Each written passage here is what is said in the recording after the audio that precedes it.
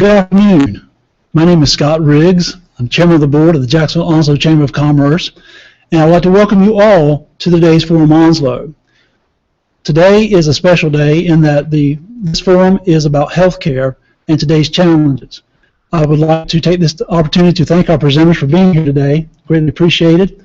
And I'd also like to take this opportunity to thank our sponsors, Duke Energy Progress, the Daily News, as well as the City of Jacksonville, for us being able to come to you today live on G10. At this time, I'd like to ask Mr. Bob Dupuy, Federal Account Executive for Duke Progress Energy, to please come forward. Thanks, Bob. Thank you, Scott. And on behalf of all the employees of Duke Energy Progress in this area, we are honored to present these forums periodically that have what we believe is valuable information for our community. And I would echo Scott's remarks and thank our forum participants for sharing the information that they have. So without further ado, I will turn it over to our moderator, Jason Harris.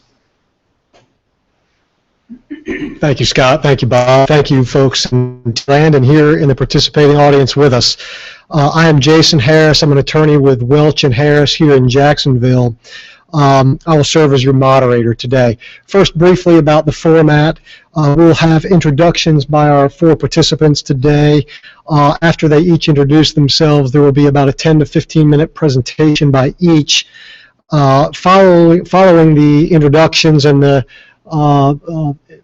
10 to 15 minutes by each presenter, they will answer some questions that are posed from our audience and that me as your moderator will present to these folks. Today's forum is entitled Healthcare, Today's Challenges, and I would dare add to that how they affect our community and its citizens. In our law practice, we represent medical professionals, insurance companies, and actual human beings.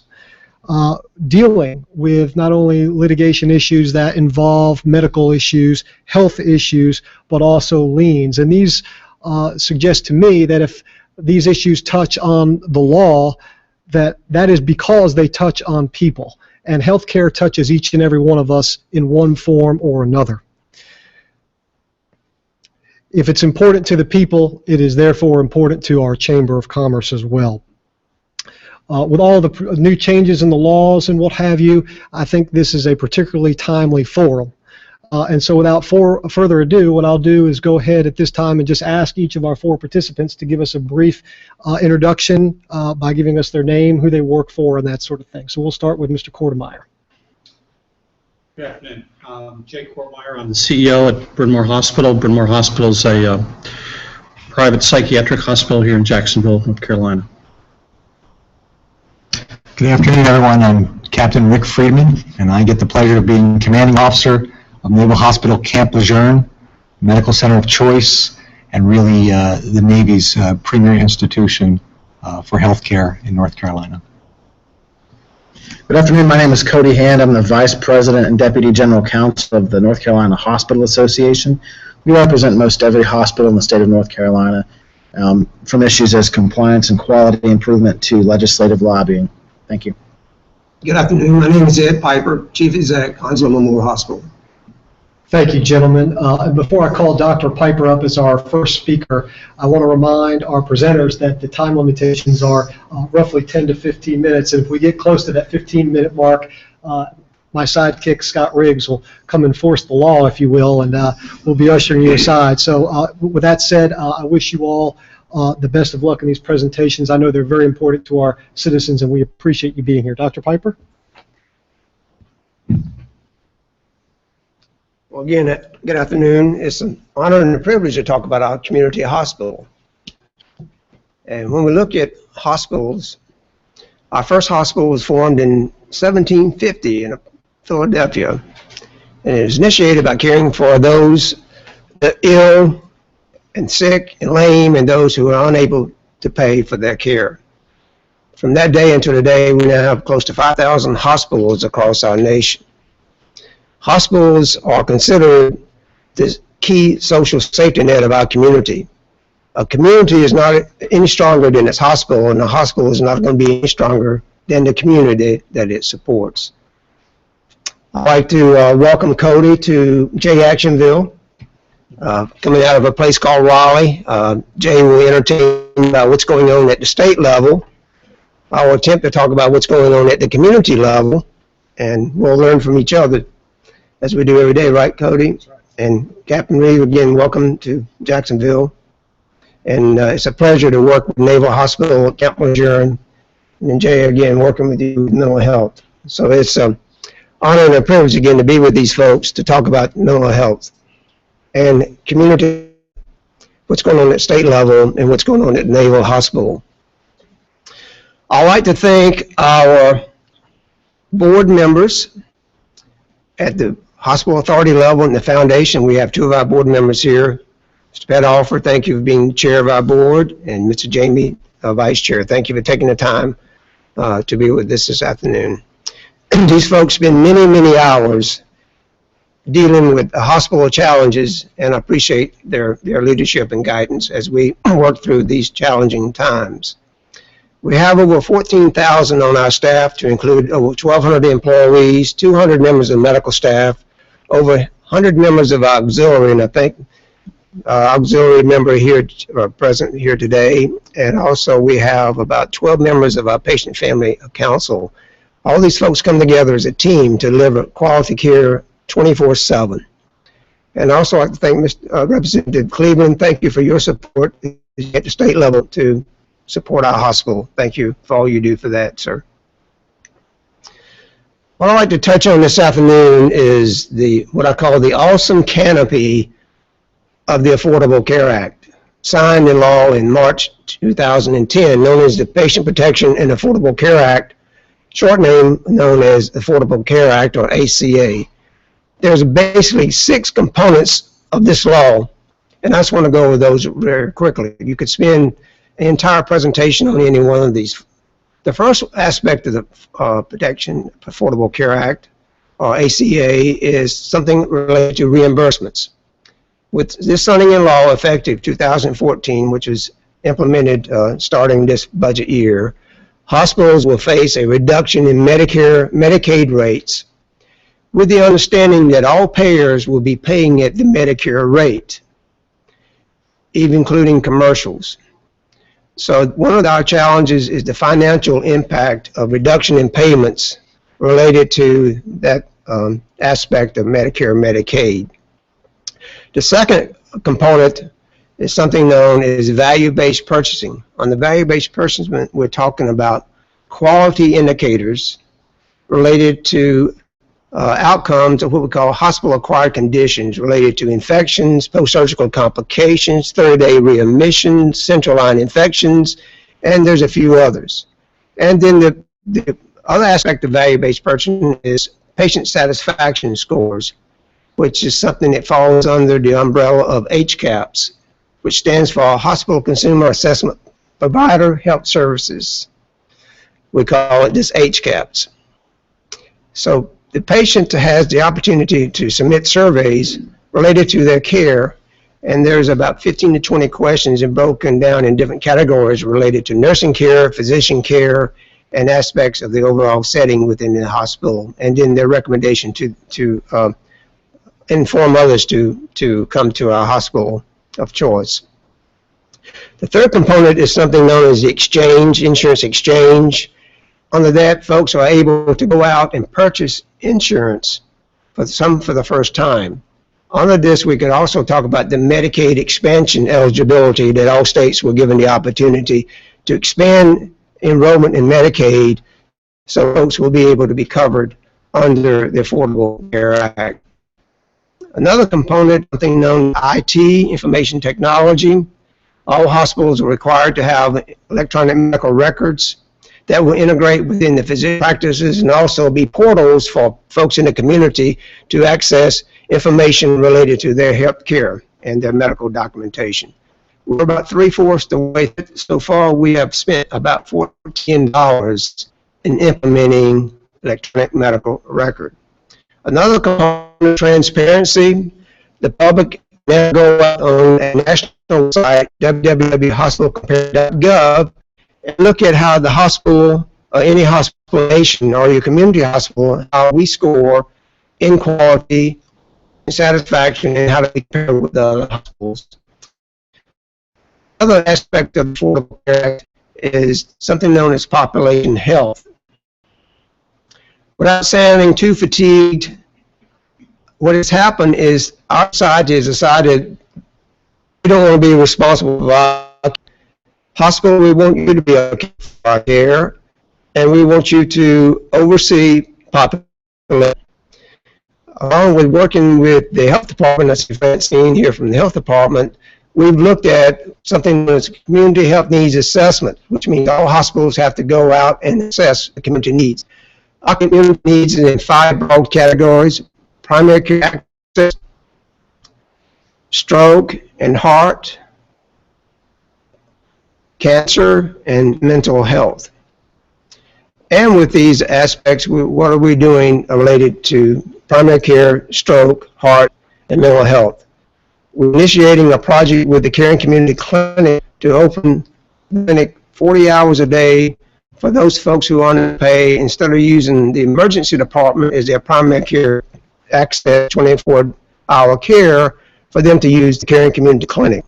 The board will vote on this coming Thursday as part of our budget for next year to infuse financial incentives and support within the Caring Community Clinic to provide a walk-in clinic and also a scheduled clinic for those who would be better seen in a clinic rather than waiting in an emergency department. We are now have the Joint Commission accreditation for stroke, and we have a stroke coordinator. For cancer, we have a rating and also chemotherapy integration, and we've just received a national known certification of Commission on Cancer, means that we meet a certain high quality standard of the integration of cancer care within our community. So those are some of the main aspects of the challenges we have under the Affordable Care Act. Current literature review, there's strong empirical evidence that when we look at population health, that only 10 to 15% of the healthcare status of a community or population or a person is related to the health services that are available. 85 to 95% of the healthcare status of a community or a person is related to 4 factors: genetics, can't change who your parents are, so that's a challenge related to healthcare prognosis or future for things to look at for prevention. The other 3 we can do something about. The second one is lifestyle. And we're finding that the rising cost of healthcare is the rising aspects of aggressive behavior in our society. Just read the local newspaper or listen to radio or watch TV, and you know what I'm talking about with aggressive lifestyles. Domestic violence, child abuse, stabbings, gunshot wounds. Many of these folks who are involved in these types of episodes of aggressive behavior are unable to pay their bills in many cases. They come to the local emergency department and maybe are admitted, and in most cases we write those bills off under a category known as uncompensated care. The 2 other indicators related to the health status of a community is socioeconomics. There's a strong correlation of the level of education and also the social setting and income of a person, how that relates to healthcare as well. I thank you folks who are here today, and I invite you to be the ambassador and speak to folks that you know in your family, or your friends and neighbors, and those who may be watching this on the TV, is that as a community hospital CEO and as a board I can speak on their behalf, we need your help. Onslow Memorial Hospital is going to be unable to fix population health without all of us coming together and have a discussion of how we're going to address lifestyle issues, socioeconomic indicators, and also the challenge related to that with mental health. And I know Jay's going to talk about mental health, but mental health is a major issue that we're facing as well. given day, we have between 7 to 10 folks in our emergency department waiting for a psych bed. In 1790, a guy named Philip Pennell, released the mental health folks out of the dungeons, out of the dark canvases and dungeons of cats, to say that we need mental health with a humane perspective. Some of these folks hadn't seen sunlight or butterflies or grass or smelled the flowers or spring for many, many years.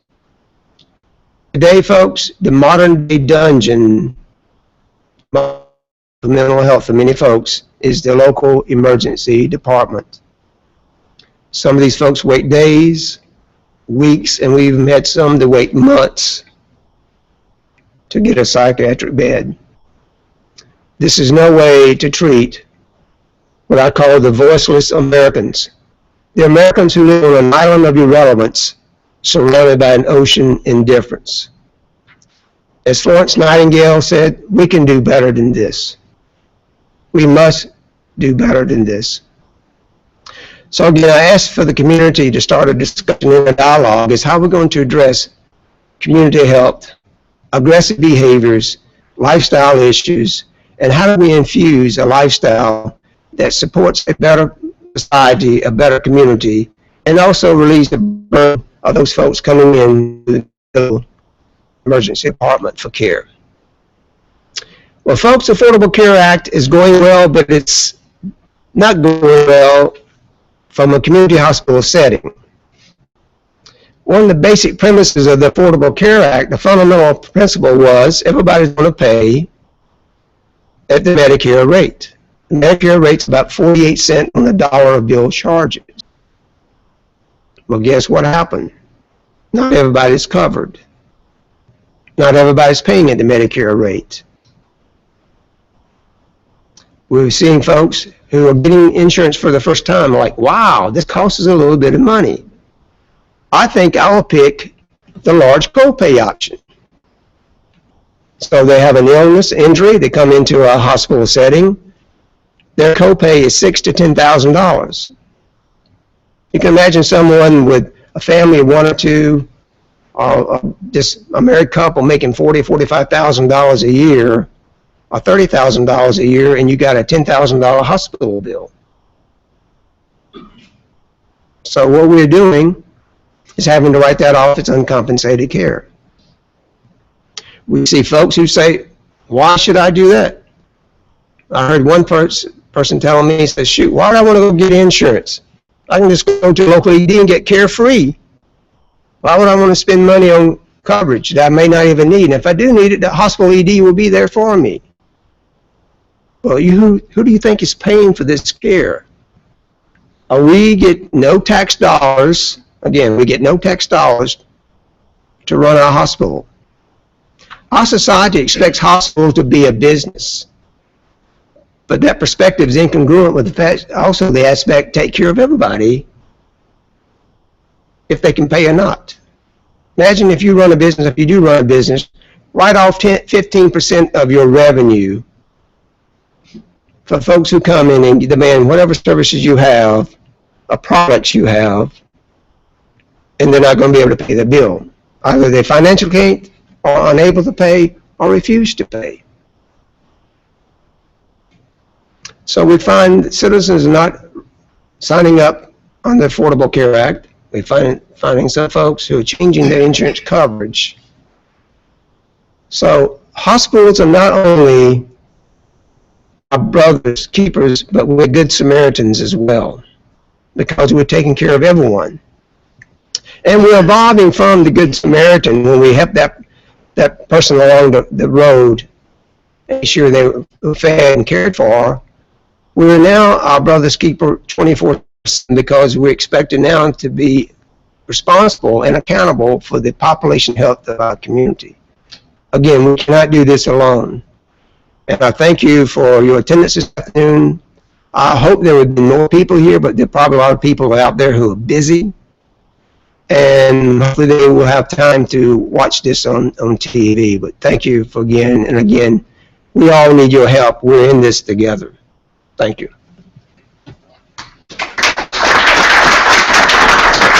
Thank you, Dr. Piper. Before I turn it over to Mr. Hand, I wanted to remind our folks here in person, if you've got questions that you would like to ask or have me ask during the Q&A portion of this forum, you're welcome to write those on the cards that should be in front of you. Pass them over to Ms. Fernandez, and we will collect those and review them for consideration. All right, from somewhere called Raleigh. Thank you. Thank you. Again, my name is Cody Hand. I'm from somewhere called Raleigh. It's nice to get out of that place every once in a while and experience real people. So the title is Healthcare, the Challenges. We don't have a whole lot of time, but we have a whole lot of challenges. We have been given a tremendous opportunity along with those challenges to change the way that we deliver healthcare, not only in the state but in the nation.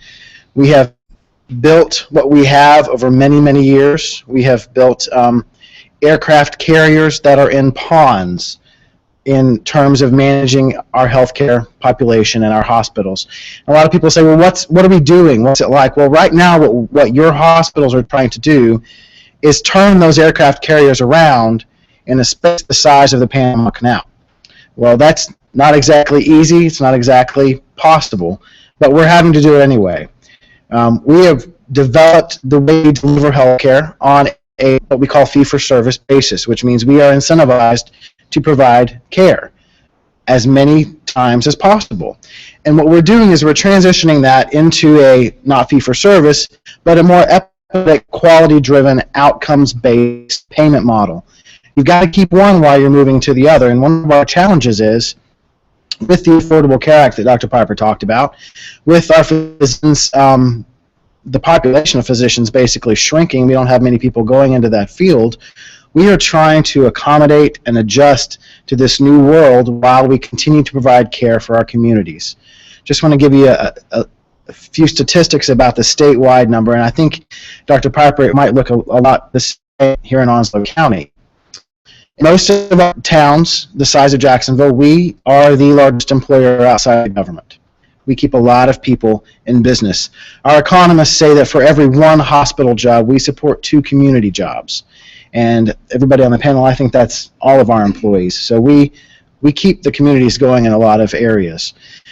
When people look at the community for economic development, when you have a recruiter coming to see where to locate a business expansion or a relocation, one of the things they look at, in addition to roads, schools, is the availability of health care for their population. If you don't have a hospital in your community, or if your hospital is foundering and if you don't have enough providers, they're not going to locate their jobs in your community. It's simply not a smart move for them to not have that healthy workforce at hand. So one of our challenges as we're looking down the barrel of our reduced payments is, how do we maintain an active, vibrant community hospital in an era when we are no longer paid to have an active, vibrant community hospital?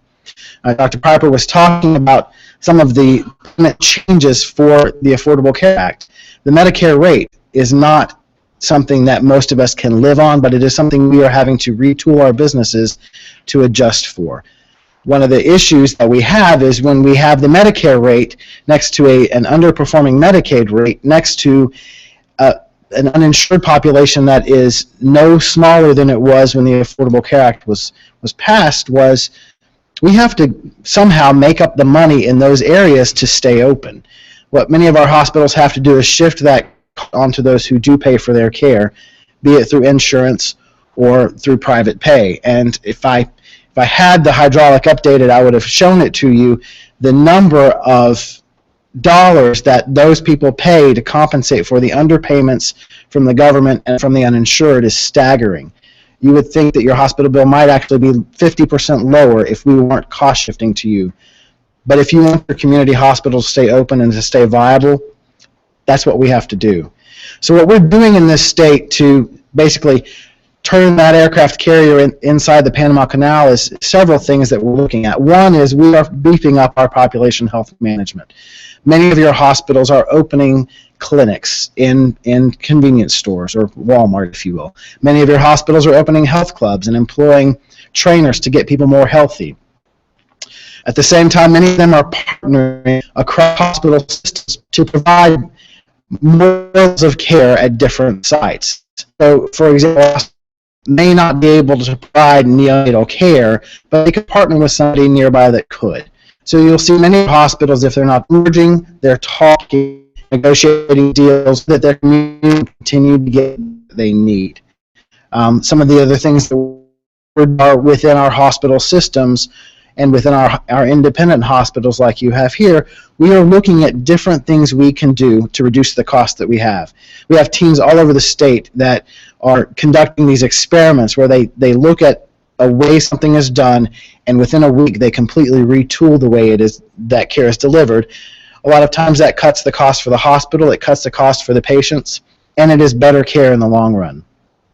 But like Dr. Piper mentioned, we were looking at value-based purchasing, and when you were dealing with a population that expects the Ritz level care paid for at a Motel 6 level payment, not that there's any wrong with either hotel chain, it's hard to deliver the care that makes the patient give us the numbers on the surveys for us to get paid at the cost that the government expects to pay us. We have a high standard of expectation of care in North Carolina. We are a world-class care state. We have people that come from outside the nation for care in North Carolina.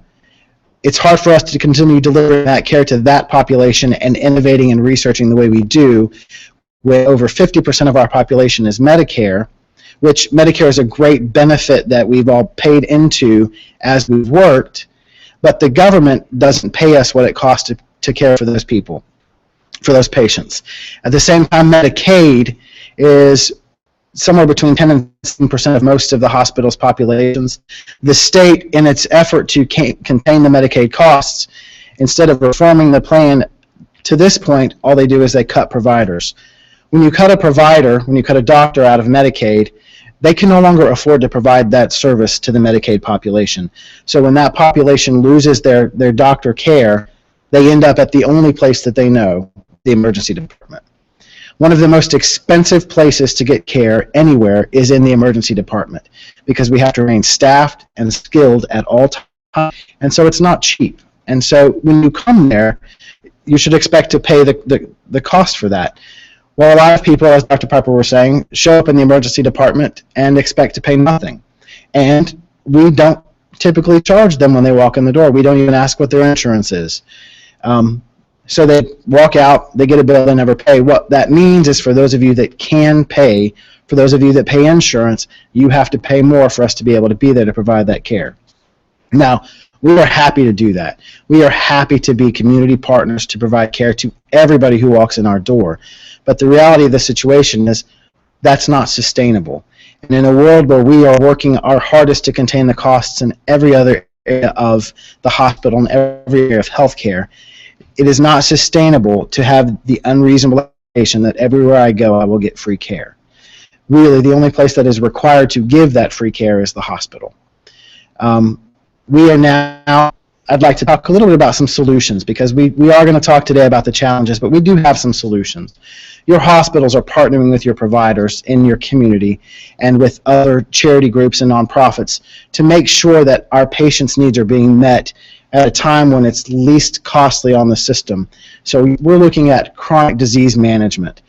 We're looking to make sure that our diabetes patients are getting their prescriptions filled on a regular time. Anybody with a chronic condition is getting those medications they need ahead of time, so that they don't go too long without their prescriptions filled and they end up in the emergency department on a Friday because they need a 3-day supply until Monday. Well, that 3-day supply in the hospital is probably a lot more expensive than what you could get filled at a regular pharmacy. And there are reasons for that, and we are working to control those costs, but again, there are reasons that those costs are so high. But your hospitals in Onslow County and throughout the state are doing everything that we can to make sure that we provide quality, high-quality care at the lowest cost possible. I know at the Hospital Association, we have a quality center that's worked with every hospital in the state to work on some of our quality measures, such as our readmission rates. One of the things that Medicare looks at is how many times a patient is readmitted within 30 days of being discharged.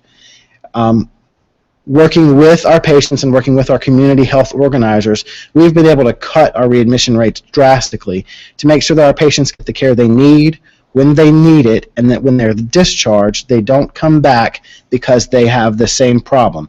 We want to fix it for them. It's better for the patient, it's better for the hospital, it's better for the staff. We'll let everybody else talk about some of the behavioral health issues, but one of the things that we're doing as a hospital field is we are looking at a current crisis in behavioral health. We do not have community resources to treat these patients in the most appropriate level of care. The emergency room is not a good place for a behavioral health patient. The staff is not equipped. It's confusing for the patient. It really is something that we are not equipped to handle, but we are working with our providers and with our communities to make sure that those resources are available in the future so that somebody doesn't have to camp out in the emergency room for 3 to 6 months because there's not a bed available in the community. I know Representative Cleveland is aware of the issue, and we've been working with the state, with Senator Brown and Representative Cleveland, to come up with some solutions that the state can do to provide us with some assistance with our behavioral health population. As Dr. Piper said, it is not the best place for them, and for those of us who have a heart, we want to do what's right for that population. But I want to thank you all for coming today. I want to thank you for giving us the opportunity to speak. I know that we are doing what we can for our communities because we know that you can't have a healthy hospital without a healthy community, and you can't have a healthy community without a healthy hospital. So we are willing and eager to work with all of you to make sure that 10 years from now you still have a hospital with the quality that you have today. Thank you.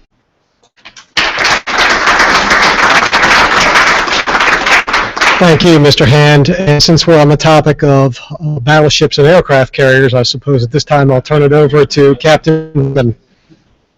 Thank you. Thank you.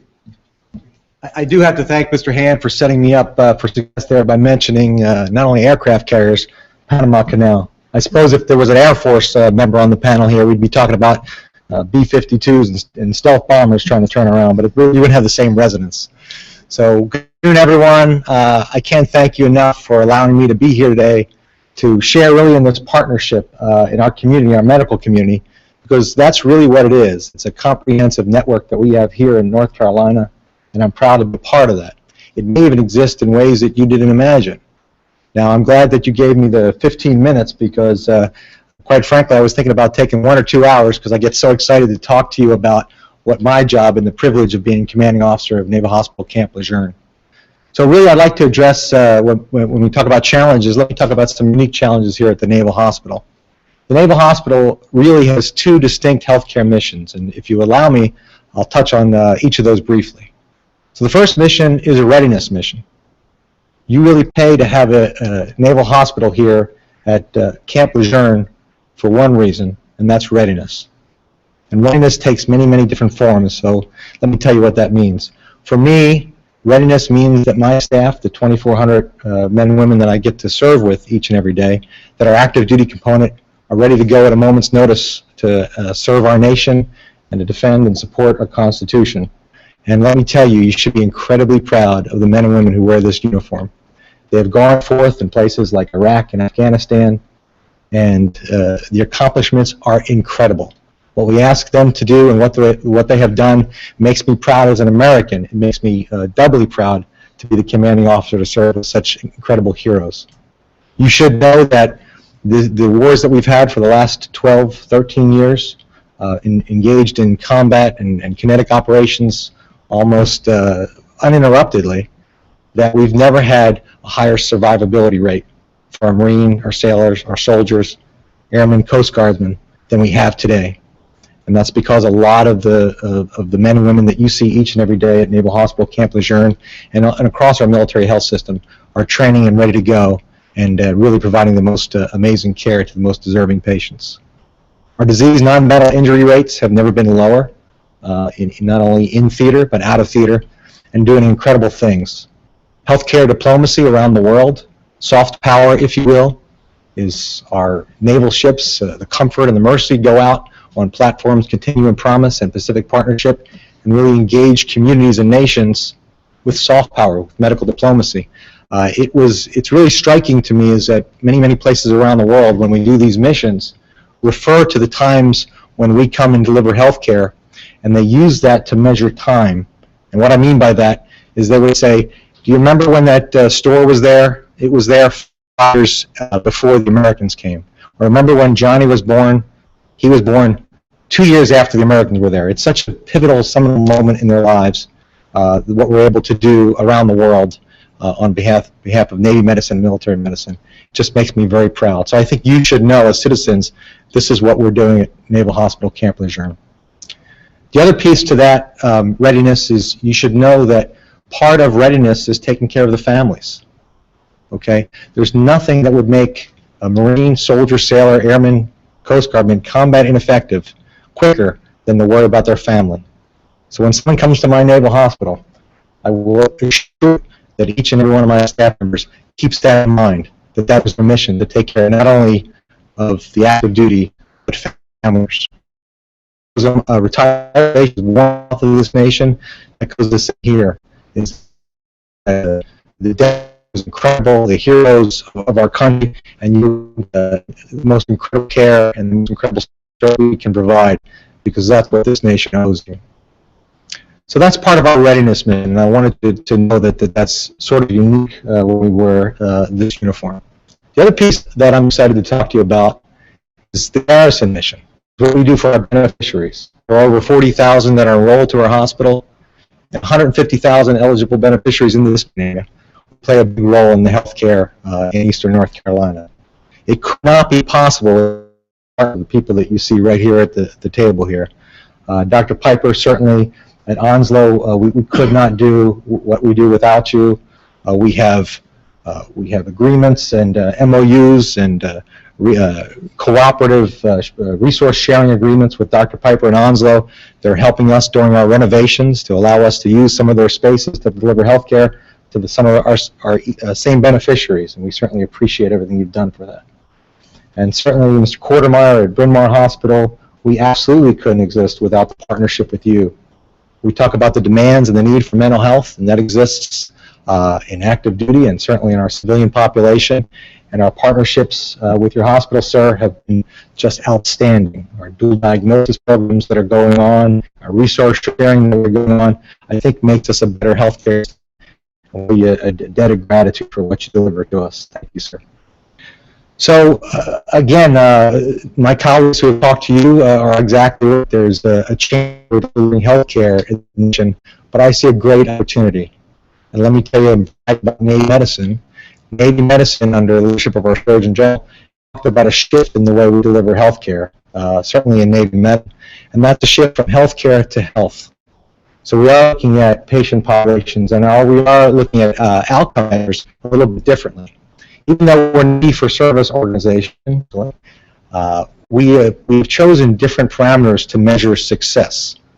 Where maybe 10 or 15 years ago, when I was here, maybe a young provider starting out, we would look for the number of procedures that are done, the number of prescriptions written, the number of patients seen as a measure of success for healthcare.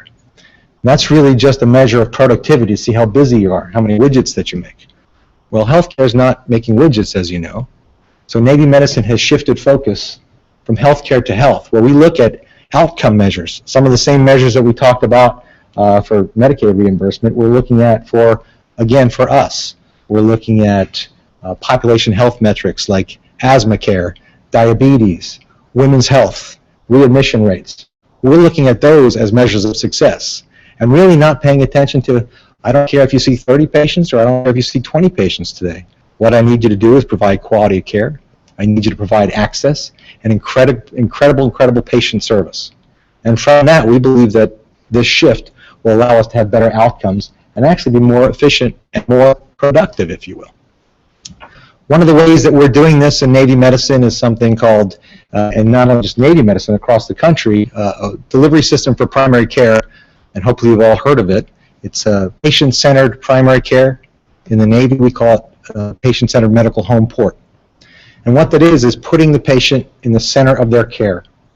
In the past, perhaps it may have been perceived that patient care was driven around the doctor's schedule, around the doctor's time, what's best for the staff. Patient-centered medical home puts the patient in the center of their care, where they're really the quarterback of their care, that we work on care to work around their schedules of what's important to them. We've used systems in the Navy now called Relay Health, which is an asynchronous private communication system or you can talk to your physician or your healthcare team if you have a question at nighttime, if you just want your lab results, if you want portion of your medical records. You no longer have to come in the hospital. There's nothing magical, as we can all state, about coming in and sitting under the fluorescent lights. That doesn't cure you. Quite frankly, if we can do that asynchronously, privately, from the convenience of your home, we think that's better care. So we're partnering with a lot of our facilities to use that. Our electronic medical record system is growing each and every day, so that's very important to us as well. I want to reiterate again, the primary care medical home model says that the best care is not in the emergency room. Now, I'll brag about our emergency room. Incredible job that they're doing. They see upwards of 150, 200 patients a day. But quite frankly, I would really rather see the patients who are having emergencies in the emergency room. I'm sure my colleagues would agree with me here too. Primary care medical home says it's about trust. Trust that if you need an appointment today, your team will see you today. That you've got team and patient continuity with your provider, that they know your health care, that they manage a population of patients, and that they know you and that they're worried about your health care. The care that's delivered in the emergency room is fantastic, but it's not great primary care because we don't get to manage the other things that are important. We don't get to we get to save your life. We get to make sure that your primary complaint is addressed, but we don't get to address the other things that I think will turn us from healthcare to health. Talk about education, diabetes, nutrition, things of the other sort. There's no time to do that in the emergency room, but there is the time to do that with your primary care base. So we're doing a lot of those changes, and hopefully we are going to help shift that healthcare to health, as you see. The Naval Hospital, I hope you're excited, is changing right before your eyes. We really are becoming a medical center of choice. We are a teaching institution where we have one of the Navy's largest teaching facilities for our primary care physicians, where we right now have 6 residents going through a 3-year program. We're going to expand that to 9 residents. We're having a 200,000 square foot renovation project, and Mr. Alfred is certainly helping us guide us through that too, as we're increasing our primary care footprint. We have different changes in radiology suites with some state-of-the-art technology that's coming in. We have some exciting times, and it's really a great time to be here in Eastern North Carolina and partnering with everybody. I have great ties to the community, as I say, so it's really like coming home for me. It's 23 years ago when I was first stationed here at Camp Lejeune at the time. My son, Matthew, my oldest son, was born right here at the Naval Hospital, where I now get to be a commanding officer. To say that I'm invested and I have skin in the game is really an understatement. So I want to thank everybody out here today for being partners with us and helping us really help the community. Thank you much.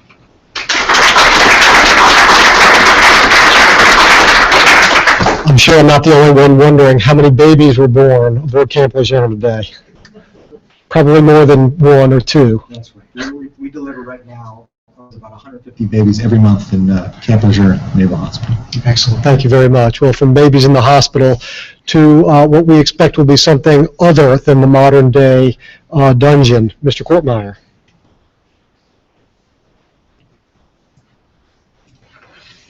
Thank you. First of all, I'd like to thank the Chamber and the Governmental Affairs Committee for the opportunity to really discuss some of the challenges of healthcare, and that includes mental health, that we all face today. The facility I represent is a 100-bed hospital. It's been in this community for 30 years. We are a behavioral health specialty hospital that serves not just Jacksonville, but the entire state of North Carolina. And I am both honored and privileged to work with these 2 institutions that I sit with on the table today, both Onslow Memorial Hospital, and all the work they've done to help us and help patients with mental illness, and Captain Friedman, Naval Hospital, Camp Lejeune. We've been honored to have 2 programs now that we've been able to work together that really serve our active duty military and families, so thank you. I'd like to start talking about mental health and how it impacts our community and the healthcare system. 1 in 4 Americans experiences mental health, mental illness, or substance disorders each year. Behavioral health conditions are the leading cause of disability and death for women and the second highest cause for men. Mental illnesses are specific, diagnosable disorders. Each is characterized by an intense alteration in thinking, mood, and or behavior changes over time. And substance abuse problems are the conditions resulting from the inappropriate use of alcohol, prescription drugs, and or illegal drugs. Successful treatment of these conditions is possible and has important implications for patients in the healthcare system and the community at large. We've come light years away from what Dr. Piper said as far as treating mental illness. Community hospitals can play an important role in the broad continuum of care for individuals who have behavioral health conditions. In fact, hospitals and their emergency departments are often, and sadly, the primary source of acute care services for people with mental illness and substance abuse issues. In 2013, close to 1,500 admissions to Bryn Mawr Hospital were referred by emergency departments of community hospitals across the state of North Carolina. Behavioral health disorders affect a sizable portion of the U.S. population. Almost half of all Americans will experience a behavioral health disorder in their lifetime. These problems vary in severity and cause different degrees of impairment. Although many may be mild, with minimal impacts to routine functioning, almost 60% may be serious enough to cause limitations in daily living and social activities, work disability, suicide attempts, or thoughts of suicide. About half of the people diagnosed with a mental disorder have a co-occurring substance abuse disorder. Co-occurring substance abuse complicates the treatment of mental illness by increasing the risk of relapse, the complexity and the expense of healthcare needs, and the likelihood of needing services from multiple, often uncoordinated systems. Individuals with behavioral health disorders also have high rates of co-occurring physical health problems. One study found that adults with a mental illness were twice as likely to have multiple medical conditions as adults without mental illness. Likewise, people with chronic physical illnesses have high rates of behavioral health problems, such as depression and anxiety. Hospitals and their emergency departments are often the first point of contact, unfortunately, with the healthcare system for many individuals with behavioral health disorders. About 18 million Americans use the general medical sector for mental health care over the course of a year. Additionally, the number of people seeking care in EDs for mental illness is climbing. People who have co-occurring physical and mental health conditions may be more likely to seek care in an emergency department than any other level of care. One dynamic we see is seniors with chronic physical health conditions, such as asthma or diabetes, and co-occurring depression. They're more likely to use the emergency department for treatment of those conditions than are the elderly individuals without depression. These conditions would be more effectively and timely treated in an ambulatory medical setting, and that could decrease the risk of ED visits and future hospitalizations. Each year, there are an estimated 150,000 visits to emergency departments in North Carolina related to acute psychiatric or addictive disorder crisis. I've seen estimates where it will cost hospitals over $11 million a year to treat patients with mental health disorders in the emergency department. In 2010, a study was done to show waiting times for patients in emergency departments. At that time, the average wait for a mental health patient in an emergency department to be placed in a hospital was 2.7 days. And I know that statistics has gone up since then. Effective treating Effectively treating behavioral health disorders not only has obviously clinical benefits, but has profound economic and social benefits as well. Conversely, not meeting mental health and substance abuse disorders means greater costs for patients, providers, and the community at large. Indeed, the cost of mental illness extends far beyond just healthcare. Families, employers, the justice system, and the greater community have a vested interest in the successful treatment of individuals with mental illness and substance abuse problems. The current financing system for behavioral health services differs from that for general medical services. Most notably, public sources play a larger role in financing behavioral health care than they do in overall health services. 61% for behavioral health versus 46% for overall health services. In addition, while Medicaid and Medicare account roughly equal shares of general health care financing, 17 and 18% respectively, Medicaid's role in financing behavioral health services is more than 3 times larger than Medicare's. Decreased productivity and other social impacts of mental illnesses far outweigh the current expenditures on healthcare services for mental illnesses in the United States. The impact on productivity for mental illness is greater than that from more common chronic conditions. For example, studies have shown that mental illness causes more days of work loss and work impairment than many other chronic conditions such as diabetes, heart disease, asthma, and arthritis. Moreover, the health-related, work-related costs of depression may total up to $6,000 per depressed worker per year, and employers will bear as much as $4,200 of those costs. Providing early, effective treatment for behavioral health disorders can benefit patients and reduce these costs.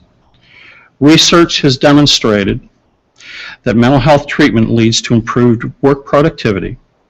For example, one study found that after 1 year, patients who were treated for their depression were 25% more likely to find or maintain employment than those who remained untreated. Furthermore, individuals who received treatment missed 1/3 as many days of work as those who did not receive treatment. As with mental health, proper and timely treatment of substance abuse disorders has positive implications for the community. Conversely, the consequences of not treating behavioral health are serious. Acute episodes may progress to become chronic conditions, leading to severe disabilities. In fact, mental health and substance abuse disorders are the leading cause of short-term and long-term disabilities. Left without many options, people with behavioral disorders may become reliant on safety net programs such as Social Security, disability insurance, workers' compensation, or supplemental security income, SSI. As more people with mental illness fill the roles of these mostly public programs, greater tax resources are going to be necessary to support them. Today, hospitals represent a vital care setting for patients facing behavioral health issues. Hospitals that are able to respond to patients' behavioral health needs can produce better outcomes for their patients while also benefiting their communities and society at large. I think we've heard today that the problem is large. Hopefully we'll have some solutions. Treating mental illness in appropriate levels of care has positive outcomes. Taking away the stigma of the treatment of mental illness is something that we all need to fight. Finally, I'd like to thank Dr. Piper, Captain Friedman, for their efforts again for working with us in treating patients who sometimes are not considered ill but have mental illness. Without the close collaboration of these facilities, this healthcare issue will no doubt get worse. Thank you very much.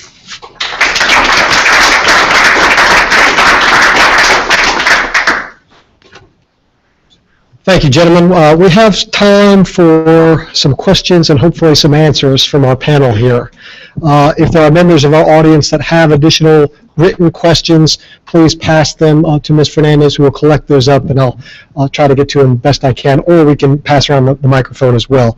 Let me start with the first one, if I may, and I'm just going to throw this out there to the group. One or more of you are welcome to answer it. I'd ask that we keep responses to a minute or two, and obviously if there's one person from the panel that chimes in, I welcome further input from the others as well. First, is there anything that can be done to make healthcare truly affordable to all citizens? It should be good, Dr. Piper, thank you. Yes, as I mentioned earlier, if you want to reduce healthcare costs, you got to reduce the demand. You cannot solve healthcare costs by cutting the payments of hospitals and providers. That's like asking someone to build you a house, but you're going to pay the subcontractors less money to save money. No, you need to change the size of the footprint. And by that, we have to change the demand for healthcare services. And that means we got to address lifestyles. We got to start within the families, within the school settings, to start the agenda of what is a proper lifestyle and socioeconomic determinants. Tonight in America, and tomorrow night and next, 60% of the children will go to sleep tonight with the presence of a father. Not saying that fathers make a difference. What I'm saying, we're dealing with a society with families that in many cases do not have a father image. So again, in order to cut the healthcare costs, we can take payments at the Medicare rate if everybody pays, but we also have to address the lifestyle issues in our society. Thank you. Thank you. Others from the panel? On some thoughts on how we might make healthcare truly affordable to all citizens. I'd like to say the opportunity would be there for the community and for our healthcare system to partner together better, to put more of an emphasis on the collaboration with the patient in the center of that care, focusing on prevention, long-term health strategies, education will certainly lead to, I believe, long-term benefits for the patient, but also economic benefits for the system and our nation.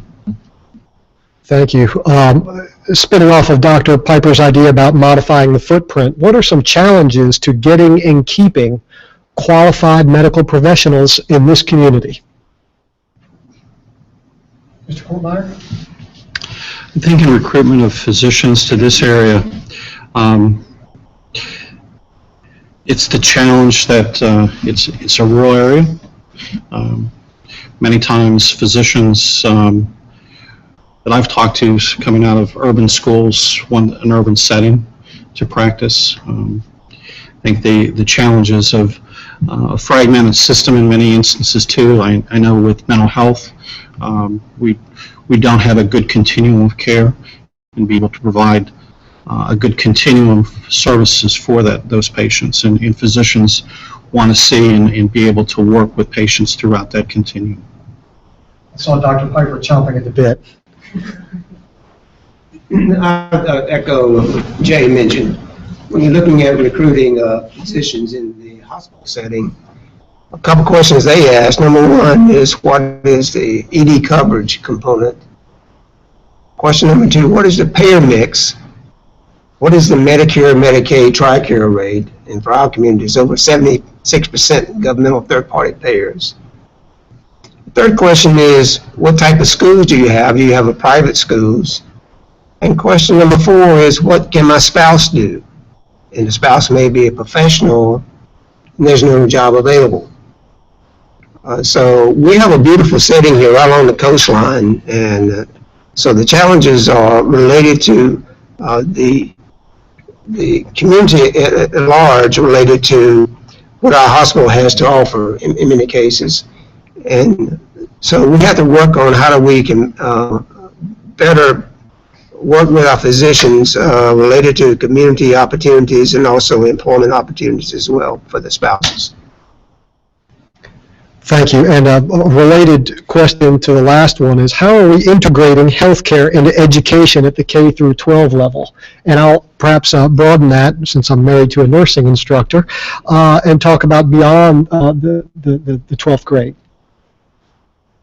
Well, I'd like to take this opportunity, first of all, on the previous question, Dr. Pepper, I did do my part. It took 23 years, but I came to the area here, so just want that on the record. For the Naval Hospital, and probably for the community writ large, there's so many great educational opportunities that are going on in our hospitals and our systems. Just at our Naval Hospital, we've got a great partnership with Lejeune School. We have students coming in interested in nursing and getting a lot of hands-on experience. We've got a STEM program, a very vibrant science, technology, and education and math to come in and learn about what it's like to be in the healthcare community. So really investing in our future.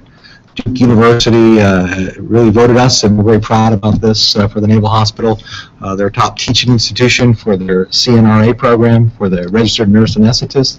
So really going out and outreach for the community and just showing what an incredible field it can be. I'm really proud of the efforts that are going on, particularly in the Naval Hospital. Yeah, it's similar type of programs for high school students to come in to show, and with the auxiliary members offer that service for them in summer months to come and learn about the hospital, and so they can provide service to others. So yeah, the system as well. Excellent, thank you. The next question also comes from our audience. What can other medical providers, such as public health departments, do to support our community hospital? And perhaps, Mr. Hand, if you don't mind me picking on you, perhaps you can give us some perspective from the state level as well. Really well with most of our community health providers, our public health departments. One of the things that we do and would like to do more of is partnering with them on the educational aspects, how to remain healthy and where to go when you have an event. We've talked all day at the enrollment department, always been the best place to go. So one of the things we do like health providers is work with our patients to know where the most appropriate place to go is for the best care at the lowest cost. But really working with them on the educational aspects of what it is to lead a healthy life and how do you manage your chronic conditions is probably the best route that we can go to partner with those providers. Other thoughts, folks? Well, we have a healthy relationship with our health department. Francine is here. We coordinate a lot of information, education, and training opportunities, and we talk about community health needs. And also, when the things come out from the CDC about different types of infections that are coming in to the state level, we coordinate how we're going to best respond to that, those episodes that require maybe hospitalization. Thank you. Prescription abuse and to be on the rise. How do we address this, and how can we, from a family unit perspective, help those in trouble get the help they need without perhaps presenting them as a burden upon our healthcare system? I think illegal prescription use is again, increasingly becoming more and more of an issue. Oxycontin, narcotics on the street are a big problem for illegal use. I think law enforcement is making sure that law enforcement is able to track and identify sources of that, working with medical practices to make sure that prescriptions are done appropriately as far as patients in use, prescribing small amounts for versus large amounts so that the use and the abuse is not there. As far as drug abuse within families, early identification, being able to identify and get an individual help. Chemical dependency is a disease, so it can be treated. Early identification, getting someone in to make sure that that treatment is there and can work with that individual for a long period of time is going to make it successful. I would concur and say, in addition to that, I would add the piece about education and patient-provider partnership, going back to primary care medical home or patient-centered medical home, is when we can have that collaborative discussion and teamwork with the patient. We often find that there are other causes, the primary etiology for the pain in which they're getting prescription medications. It could be chronic pain management, certainly mental health conditions, other factors causing secondary and tertiary pain. And really sitting down with the patient, you certainly can learn a lot more and perhaps be able to work towards a different solution than just, again, writing prescriptions. But it all comes with trust, it all comes with collaboration, it all comes with really knowing.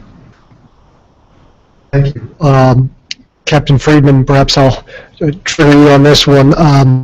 The person writing this question asked, what are things that can be done to mitigate mental health issue as a factor in our system? And particularly, I'd like you to address the famous 4 letters we hear about our military service personnel, which is PTSD. Well, I think the best thing that we can do, and it'll go back to trust and commitment, is to realize, certainly, and I'll talk about the uniform members here for a second, and family members, is the incredible stress and burden, and really what we've asked our patients, but our service members, the burden we've asked them to carry. So to realize that that this is an incredible challenge for anybody, but to have that heightened awareness. And then the second piece I would tell you is that, again, in a spirit of collaboration and else, is destigmatize the conversation. One, to be aware of the signs, symptoms, causes, but to have an early conversation with your primary care provider, with our other support systems that we have with our chaplains, with our other ancillary health providers as well, family members, to get them on board as a team, to have early identification and treatment. I mean, certain studies have shown that early identification and treatment can lead to much better outcomes for our patients. So we're incredibly proud in the Naval Hospital. We've got an incredibly dedicated group of professionals, not only mental health, neuropsychologists, audiologists, lots of studies and research going on into this field, as you can imagine. We are proud to have our institution, the Spirit Intrepid Center, which is a branch of the National Intrepid Center of Excellence for PTSD and TBI-related illnesses. So again, early identification, open, honest discussion involving the multidisciplinary team and getting the patient and the family in the center of care. Mr. Martin wants to chime in. I totally agree. Taking the stigma away from treating PTSD, because the symptoms just mirror a lot of mental illness, and making sure that those patients get identified, as Captain Friedman said, working with the family, because in many cases the active duty member has PTSD. It's not only the affected one, it's also the family members that suffer along with them. So getting that whole unit in for treatment, so and early and as often as possible. And also just looking at the challenges down the road. Once they get out of the service, working with the Veterans Administration. That's another piece that is many times I've seen the soldier get discharged and the services get discontinued, and there's a great need for continued veterans help with those patients. In the civilian hospital setting, the challenge for us is there's no continuum connectivity with the primary care providers in the community. First time we know of a person with PTSD or addiction to narcotics is when they come to the ED in an episode that's been picked up by the family or the sheriff or the police. So they come in here in a high latent floored state of activity, and so you're trying to calm these folks down. But the challenge we have is who do you send this patient out to from an ongoing outpatient services, and there's just not enough providers to take care of the rising epidemic, I'll call it, of narcotics, pain meds, and along with PTSD from the civilian aspect. The military is unique in the regard that you have a better connectivity, and maybe that's something we can learn from the naval system here, is how can we take these citizens who come into the ED and get them to a system of care related to their mental health problems that don't require hospitalization, but they require ongoing outpatient follow-up. Well, sure, and along the same lines, Dr. Parker, we heard Mr. Hand say earlier that emergency room care is among the most expensive. One of the questions is, from the insurance and medical health care paying community, couldn't we just turn these people away? Now, by federal law, anyone who comes in emergency departments, a law known as EMTAL, Emergency Medical Treatment Advanced Labor Act, everyone that comes in the hospital must be medically screened and treated and diagnosed to rule out emergency or not. But once you've gone through all of the assessment component, you basically have the patient, it becomes yours. So a lot of cost involved in that, and a lot of folks with mental health, behavioral health issues have no insurance coverage. So they come in as self-pay patients, and they also have no family practice physician. These folks have lost jobs, they've lost families, lost their pride, and also lost a sense of hope. So they, again, come to our emergency department, and we don't have much means other than if they are acute level of needing a psych bed based on diagnoses, then they're sent to a psychiatric hospital. The challenge is they may be at a psych hospital for 30 days and discharged, and then they're back home again, non-compliant with the meds or having issues, and then they're back into the emergency department again. So it's a continuing population cycle, these folks. And they're here with us. They're here with us. Mr. Hand, I would like to direct this question to you, if I may. Would an insurance commission help to bring insurance rates in North Carolina to an affordable level? That's a tough question. We already have a bit of a regulatory climate on insurance rates and what is allowed to charge. My colleagues in the insurance industry will tell you that the thing that drives up the cost of insurance is the mandates, the things that they must cover. But I can't really speak to whether or not a commission itself would drive down those insurance rates. I believe there are a lot of things that play into what an insurance company charges. We are doing our part as a hospital industry to reduce the cost to an insurance company for providing that policy, but I'm not so sure that a commission itself would reduce the cost of an insurance plan. I thank you. We just have a few moments left, so perhaps this will be the last question. I'll toss it out there to the group. What is the future strategy of healthcare in this community, particularly with the potential impending changes at Onslow Memorial Hospital and our community hospitals throughout the state? We've not.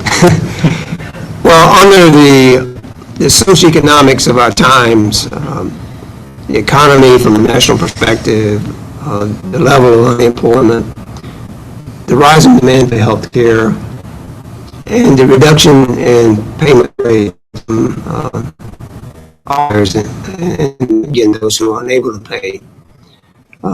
It is unsustainable financially to continue redoing related to the payment rates. Again, as I mentioned on the Affordable Care Act, the fundamental premise was that everybody pays at the Medicare rate.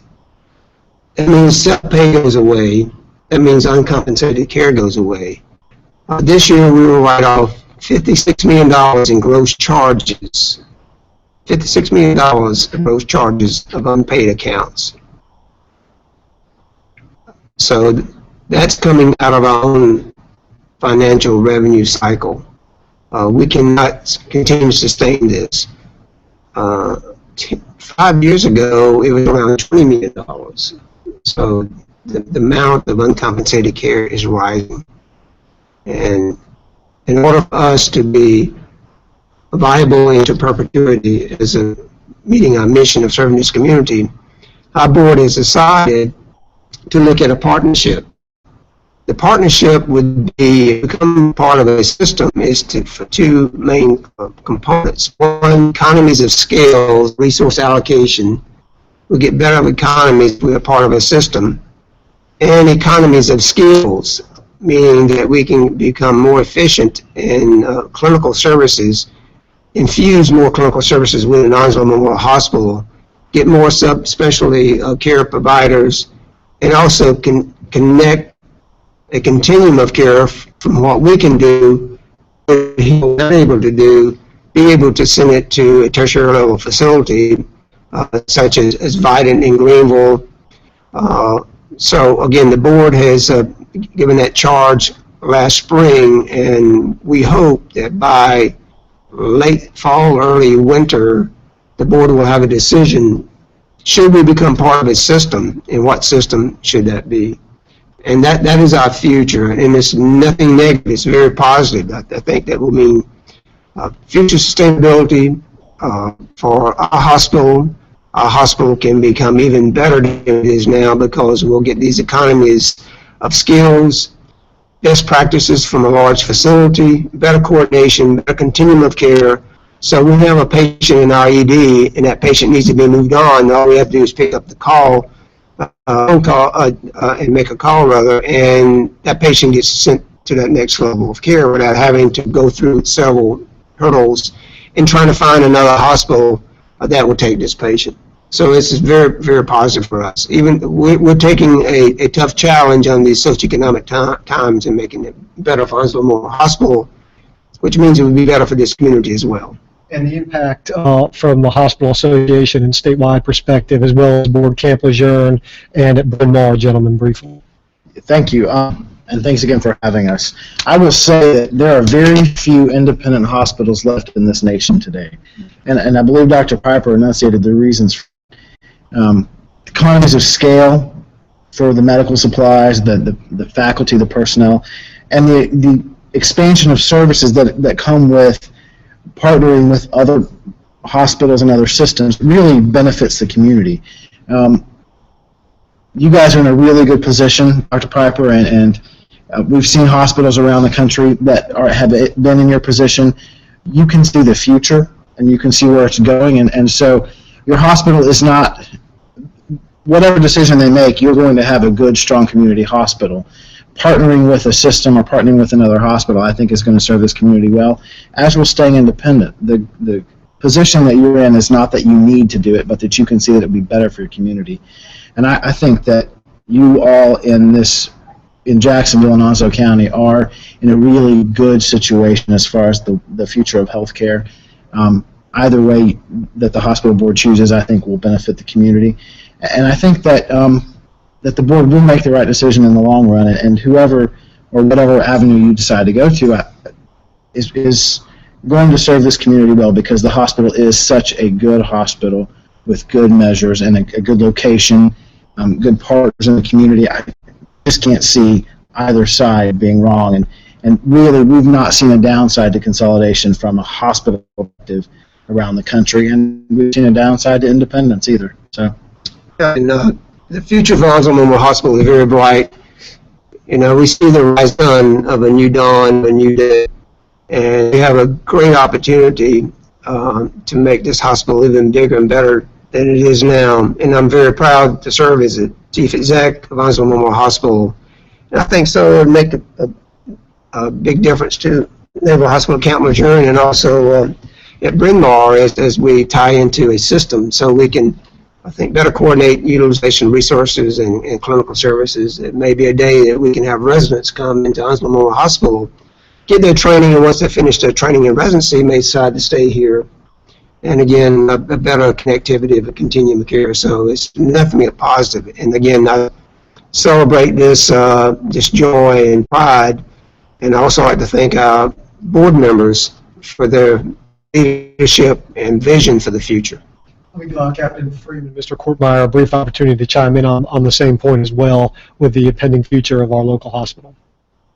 So I'd say for a system, and Dr. Piper was very prescient and right on, is collaboration, integration, coordination, and education, I would tell you. Even though that was a lot of rhyming, let me tell you that those hold very true. We're blessed, I believe, in Navy medicine to have a very integrated and collaborative and coordinated system, but I also feel blessed to be part of this community in Eastern North Carolina, not just personally but professionally, because found a better system and been to 12 or 13 different military healthcare facilities, and I will tell you that nowhere does it exist, this level of coordination, of partnership, true teamwork, and not just amongst the hospitals and the medical community, but really, I have to say, within the local community. I've never felt so embraced and in such great partnership with this local community. I feel tremendously blessed just to be here and to have this opportunity. And as far as Naval Hospital Camp Lejeune, we are really on a cusp of some great things. We are changing into a medical center of choice with incredible research, tertiary level care, a great teaching facility, and again, just mirrors happen every single day there, and it's just a thrill to be part of it all. Thank you.